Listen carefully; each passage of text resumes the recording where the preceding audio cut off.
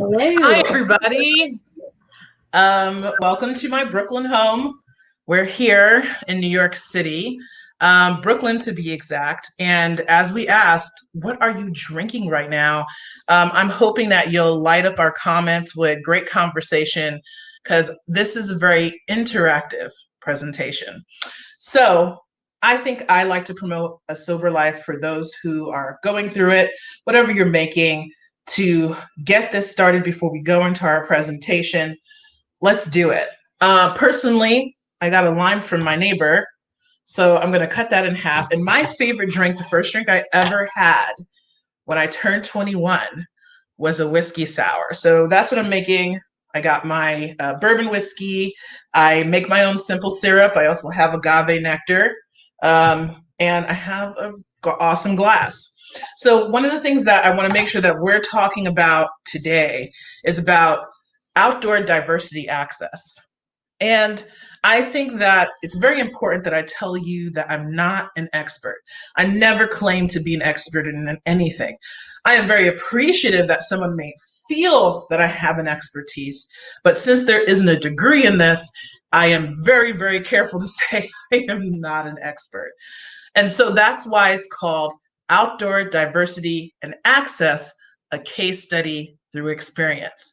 Because really, storytellers and educators should be very careful, especially in this realm of culture and diversity, is that the storyteller should be sharing their own experience and also make sure that they know that they do not speak for every single thing that they identify with and everyone who identifies the same. So let's go into it while I'm making this great end of the day whiskey sour. And if you have a great drink recipe, I'd love to hear about it. Please pull it out in the comments.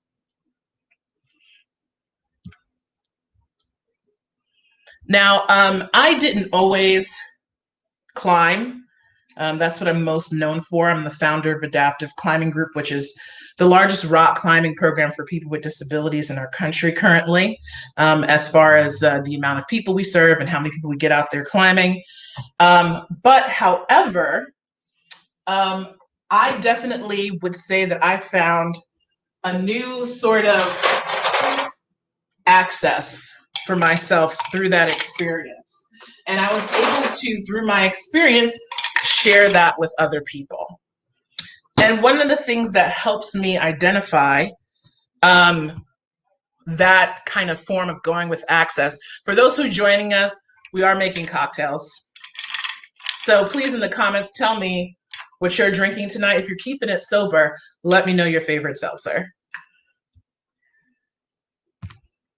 So in outdoor diversity, you answer the question, why are we the ones to solve the sort of problems that have been brought to us that are identified, right?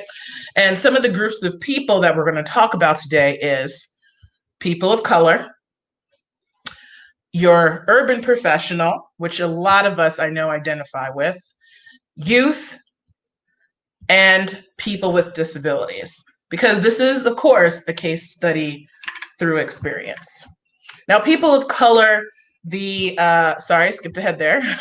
People of color outdoors are, I would say, not as diverse as the country is. I feel that when I walk around the city of New York and when I go upstate to my local climbing area, it's a vast difference on the diversity of people that I see there, in age, in color, and in ability, in physical ability.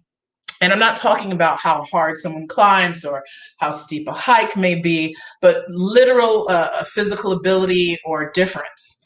And if our world is this diverse, then how is it that our outdoors is not as diverse?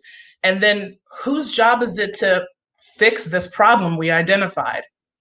Well, let's talk about solutions first. But the answer is always us, by the way. We are responsible for each other.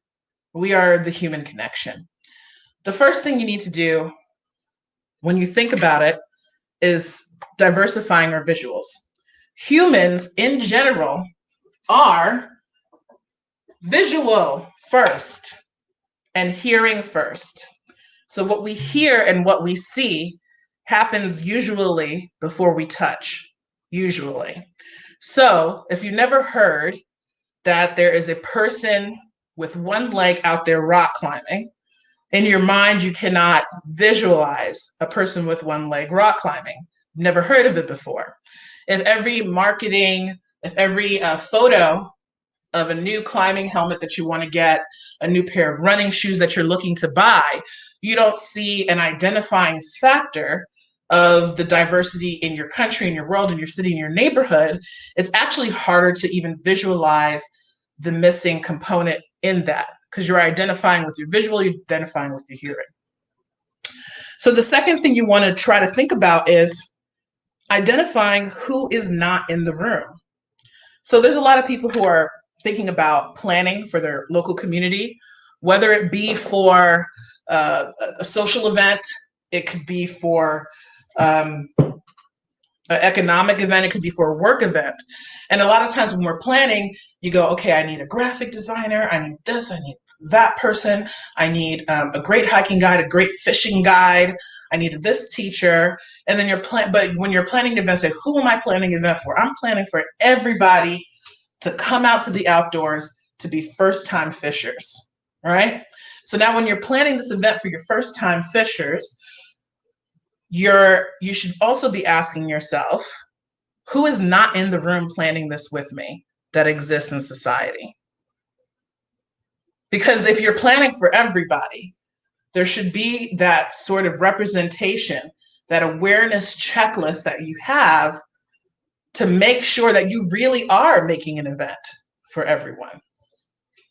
So some people that I have met in my travels go, well, I don't know any Malaysian people. I don't know anyone in the outdoors of Native ancestry. I don't know any people of color who do fishing. How can I find them? Where can I find them? Where can I find people to come and take part in this event that belong to those identifiers or who belong with people, different disabilities, people of different gender identities? Community involvement, which is number 3. The thing is that you're not an expert. No one is asking you to be an expert. This presentation is not about making you an expert at all. You can only be an expert in your own experience. So that is why you need to do outreach to community involvement, organizations, and say, hey, look, I want more people to fish. Can you help me connect to people? Because I want everyone to have the same opportunity. Are you interested in fishing? Do you know other people who might be interested in fishing? Perfect example. Then brand investment. It doesn't necessarily mean your top global brands. It doesn't mean the North Face. By the way, we have to thank our sponsors. Thank you, North Face. It doesn't necessarily mean that it's the North Face brand investment, though that is very helpful. This is simple syrup. I make it myself, by the way.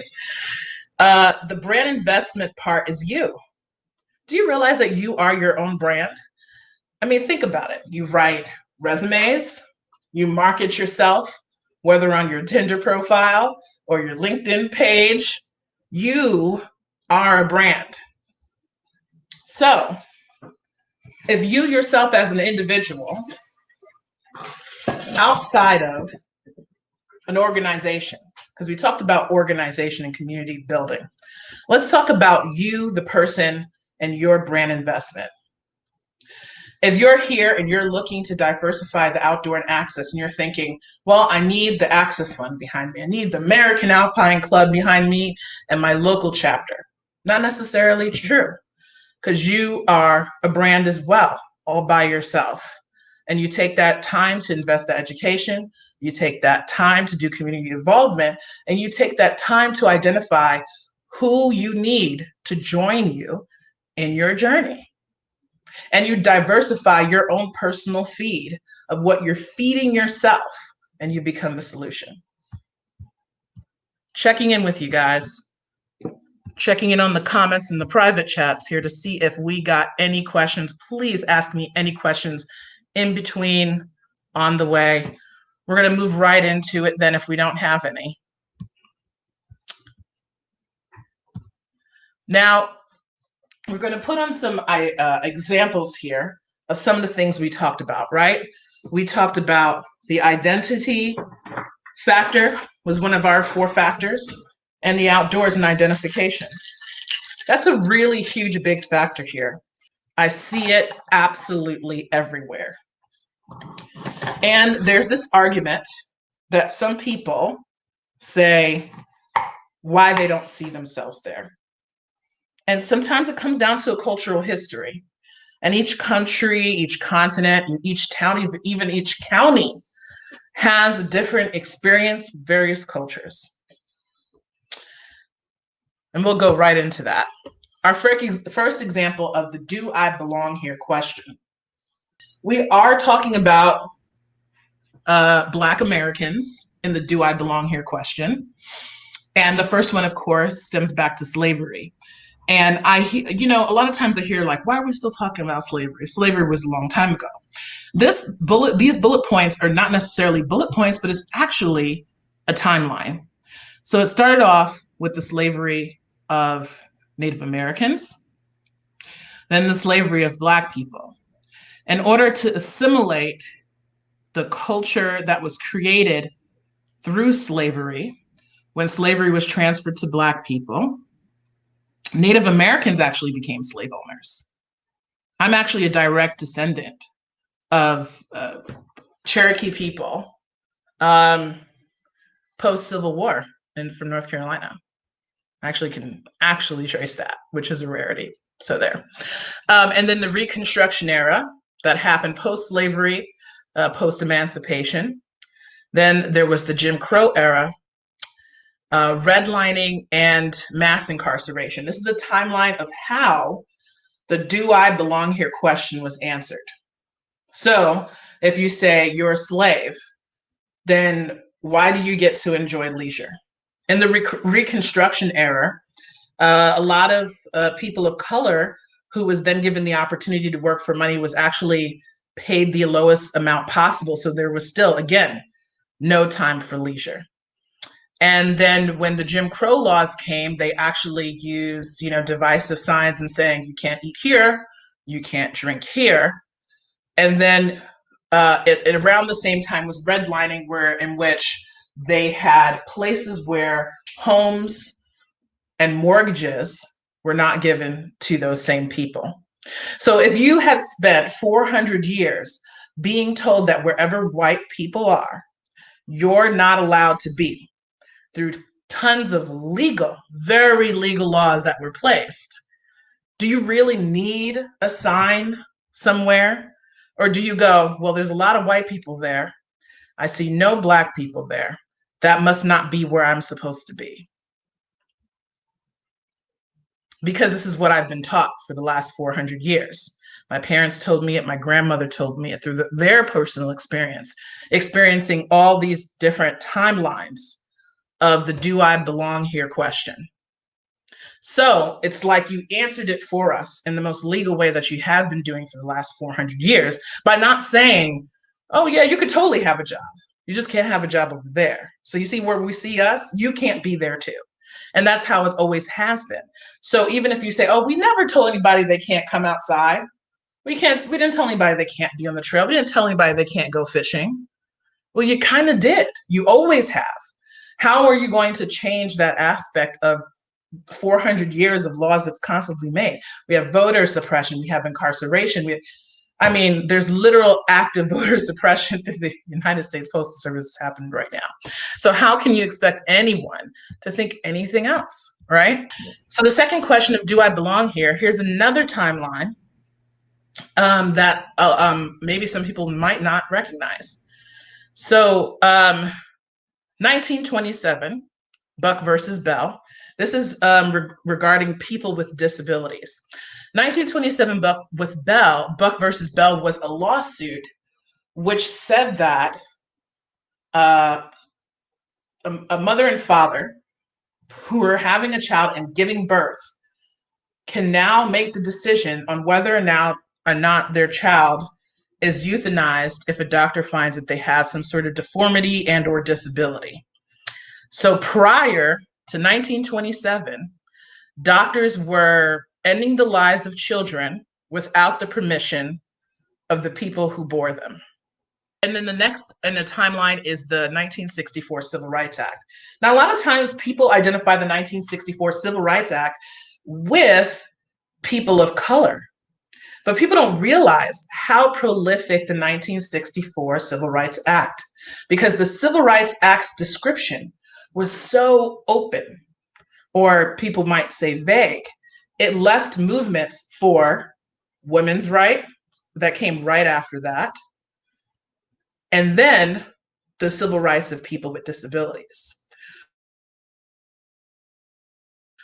which Barrier Act that came literally a year later, which meant that it started with just government buildings had to make accessibility entrances for people with disabilities. So like state and government buildings, it started there. But from that, it took a while, like a whole generation. But in 1990, President Papa Bush signed the American with Disabilities Act. And that was also a very long time ago, which makes you think that maybe we're due for another reformation on both of these questions of do I belong here with these cultural identities. Now, the journey of people with disabilities is a little bit different with this question because it's a global identity. It's a cultural identity for a lot of people. There are religions and countries that foresee people with disabilities either having a curse, they're putting in a different caste system. They believe that your mother did something sinful, your father did something sinful, and so it's a curse for your child to have a disability. So if you're born with this hundreds of years of belief, the do I belong here question is every time you see a large group of people who are able-bodied is the same kind of do I belong here question that people of color felt over their timeline of laws that existed. I mean, other humans were telling me I wasn't allowed to exist. I wasn't allowed to be born and live a life. That I should never have been born in 1927, after the telephone was invented. So if you look at the timeline of, let's say, people of color, where, yes, they were thought of as property. Yes, they were slaughtered. So were Native American people and other different indigenous people. And we have some other internment camps or other words that we use to how we treated other folk. People with disabilities identity is actually seen the same, more so cross-culturally. And another interesting fact that I think is very important for you guys to think about when you're thinking of who's in the room and do I belong here is every single one of you will or currently have a disability before you die. Every single one of you will use some sort of assisted device to enter and move about a space at some point in your life if you don't already. I'm just going to let that take a minute and give us a chance to take some sips of what we're refreshing ourselves with.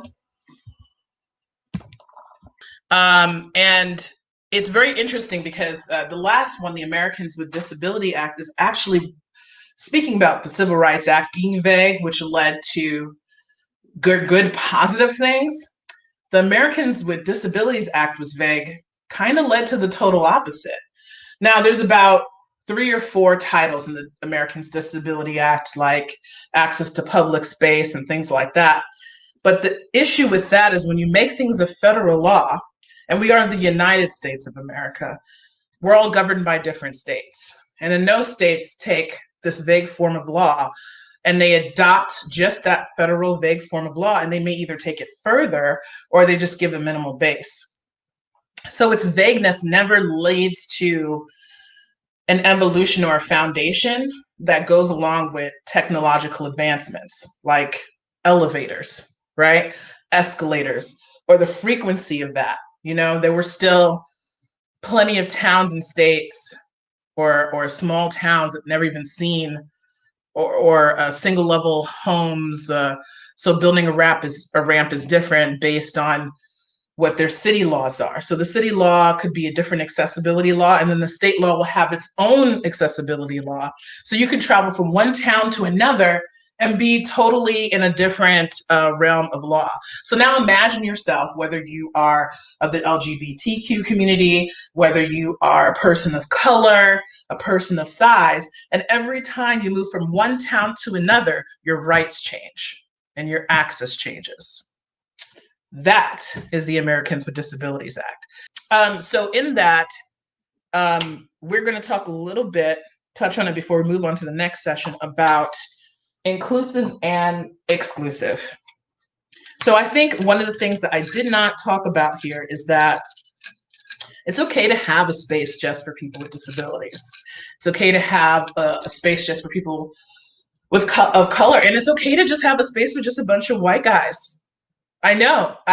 Doesn't that sound weird that you hear a person of color who leans a little left of center saying something like that? I think we all deserve a space to be able to be ourselves and our total being how we want to be. But we also need to leave a space to recognize who's not in the room and make sure that they feel welcome as well. And that is the difficult balance. Now let's move on to our next session. We're at our halfway point, which is really exciting. I'm trying to figure out, how do I get back to, here we are. Now, one of the many ways that people have attempted to answer the question is, how do we get people from disadvantaged communities who haven't had the access, who have had the timeline of the do I belong here question, whether it's over centuries or a century or 50 years, whatever it may be, how can we bridge this gap? And a lot of things I've heard about was mentoring. And there's a lot of great things about mentoring. Why mentoring? And I'm going to read the slide like that boring teacher does. So here we go. Research shows that mentoring helps kids who are academically and socially at risk. Super true. They stay in school, they go to graduate, they may enroll in college because they've had a mentor, they develop more positive attitudes and behaviors, and they have this ability to possibly stay out of trouble because of it. I mean, yay, mentoring. But it has an option to fail. When does mentoring fail? And I'm going to say this, and then I'm going to ask Sarah to come in and read your comments and questions, because I'm totally sure you do. And maybe you guys have served as mentors, maybe you even work in mentor programs. So I'm really interested on the feedback of what you think of these notes here. So our mentors who, why they could possibly fail is because they lack of experience can lead to a poor outcome. And those notes are having a lack of empathy, right? Lack of knowledge in the issues that the mentee is facing. And then there's this negative feedback that can come from that. Oh, you're not trying hard enough. Oh, what you need to be doing is then thus demotivating the mentee due to the previous notes that we talked about, having lack of knowledge of their issues, meaning some of those obstacles that they face, the mentor themselves don't face them.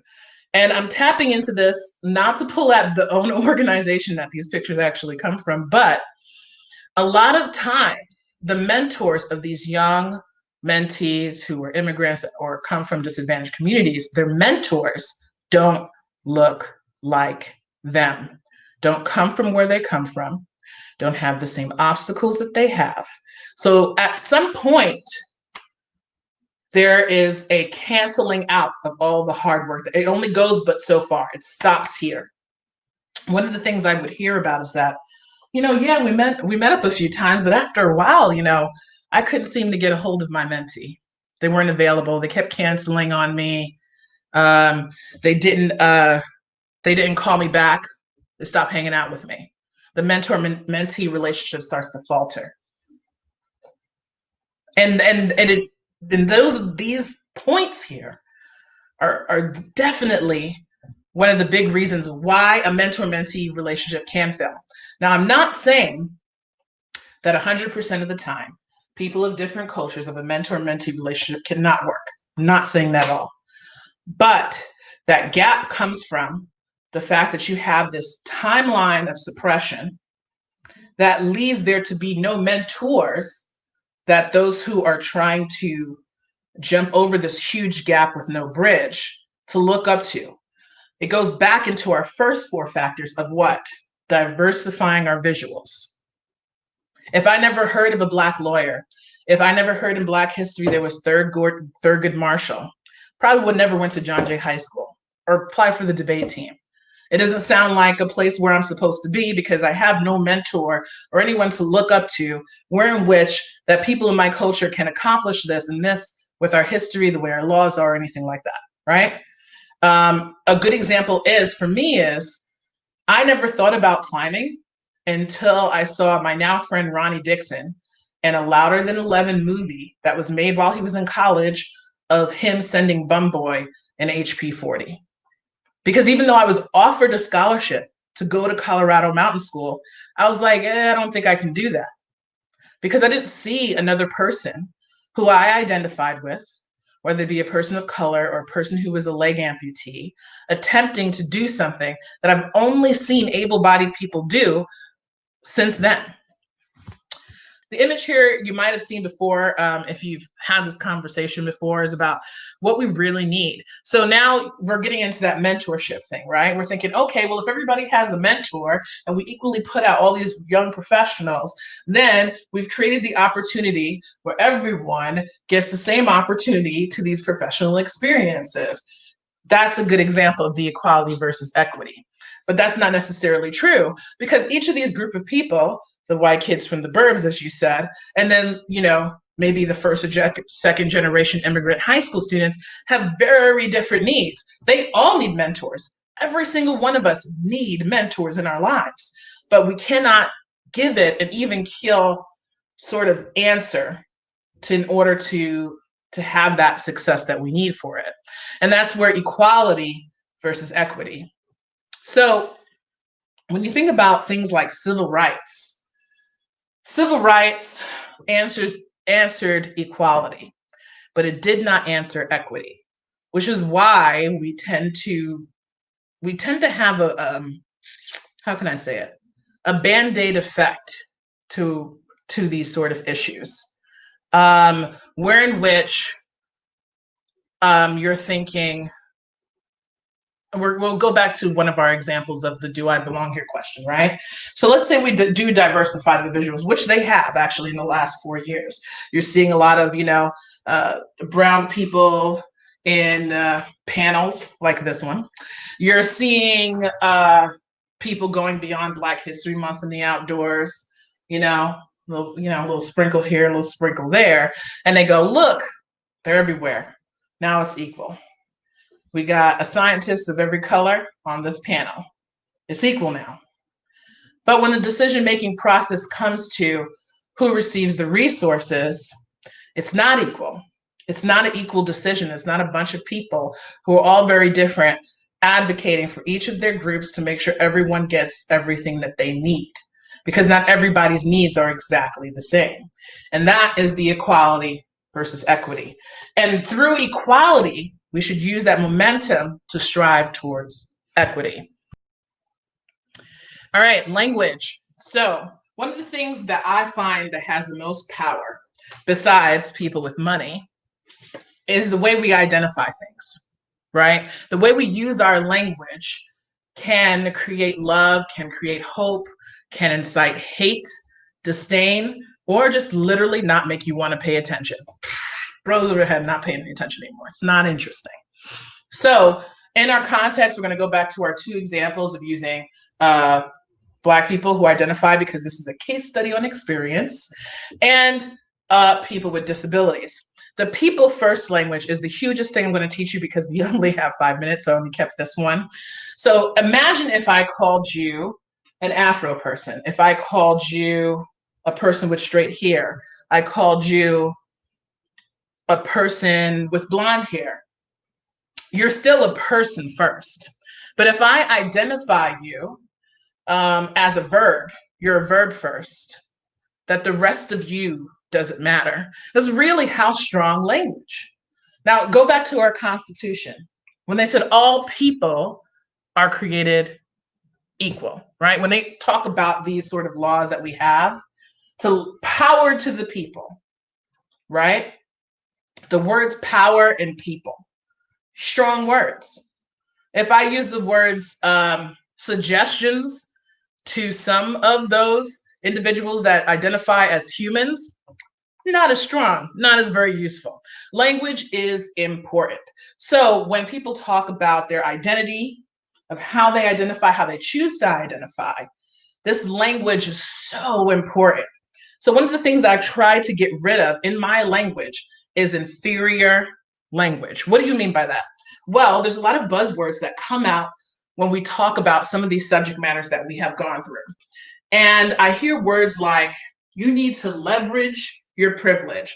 You've already told me that I'm less than you by just even saying that you're leveraging your privilege to benefit minorities. You called me small, you called me minor, you're telling me I'm not equal, and you're telling me the only way that I can accomplish everything or anything is if you let me in that entire sentence. If you disagree, hit the comments. If you agree, hit the comments. I have a very strong feeling some people have some thoughts about what I just said. On the power of language, which is an ever evolving thing, isn't it? Like, cool is not cool. When people wrote the word cool in 1900, it meant not hot. It meant wipe the sweat from your brow. You said cool in the 90s, it meant something different. So we have an ever evolving language and culture. We have words that hold so much power, that sway culture, that sway whole nations and religions through the words of language. And we need to be very, very, very aware of when we say things, when we identify things, and we say things to other people, what does it mean? What exactly are we trying to say? And try to erase the words of inferiority in our language. Do our best to do that. I know it's something like you're saying things that you've always said, so it takes a while to unlearn. Also, give people the space to unlearn. You know, they're just not going to get it right away. That's totally fine. So I'm working on it every time, but sometimes, you know, you slip into repeating what someone else says. And so you're like, oh, I used an inferior word to describe a person, a culture, or a situation. It's not how I should use it. I try to stick to like a positive word base when I try to describe something. Okay, moving right along, because we're running out of time and there's so many good things to say. The last but not least, as we end this hour, I'm asking the whole chat room to blow it up right now. Who did we leave out of this conversation? Because I know I did. I purposely only used 2 examples of cultures I personally identify. What do you identify with that you would like to hear more about? Because this is how you should be planning, moving your community forward and community access forward, is asking who is in the room. Who is in the room? Who's missing? Who's here and who is not here? Now, I understand if you're in a board, you have 11 people. You got to keep the numbers odd. And you go to yourself, well, we got to get rid of Joe. There's 2 Joes. We can't have 2 Joes. We need a Matt or a Martha. I'm not talking about that. We're talking about people who can identify and lead for every community that's in there. So even if you are Jewish, for example, as my good friend Sarah's part of the Jew crew, who I love so much, and she's planning something for the community, and we've talked about this over the years, we talk about like whether or not you should be planning it, or should I be handing this conversation over to someone else who directly identifies with the subject matter? Is it my story to tell? Is it their story to tell? Who's in the room? Sarah, you want to come back in? Hey. Hey, babes. Hi, what's up? I think the second whiskey sour's hitting me. I mean, it's 8 p.m., so. So we have William, who has added, I'm a Latino climber who lives in an urban area. I climbed at the gym almost every day for 5 months, engaging with fellow members before anyone invited me to go out with them. I was going out and bouldering padless because I knew nothing of it. Dania says, yes, agree. Words and knowledge have so much power. Malcolm says language. This ties into lack of knowledge of issues for failing mentors. White trans man climber for New England. And then Lance says Karens don't rock climb. So I think he's hitting that Bud Light pretty hard. Thanks, Lance. Yeah. So I think within that, we have two communities that you haven't mentioned yet. Mm-hmm. Yep, definitely with the Latin community, which in itself is a pocket of diversity, right? Whether you're coming from Central, North, West, Brazil has its internal cultures of color. The Dominican island shared with Haiti, the Haitianos, and there's so many different pockets of even their own, racial discrepancies and disparities based on which island or continent you're speaking of. And also just, about feeling welcome. I think it's really hard because I personally, when I go bouldering, I go to be alone. I really do. I stick my headphones in. I don't want to hear anybody go, you know what I really hate? Actually, here's the thing I don't like. When I'm bouldering or climbing, it's such a personal thing for me. And it began as such a personal experience. I hate when people go, come on. Yeah, get it. Got that move. I hate that. It throws me off. It mentally just that also is a specific culture. Talking to people that way. It really takes me out, it F's me up, and it actually annoys me and makes me want to come off the wall. So I've gone to this point where I started just like going in with headphones when I'm about to climb. So I can't hear anybody say my name or say go, you know what I mean? Because I like my friends, don't get me wrong, but when I hit that wall, it's super personal for me. So I really actually hate that. But that's just me. That's my personal experience.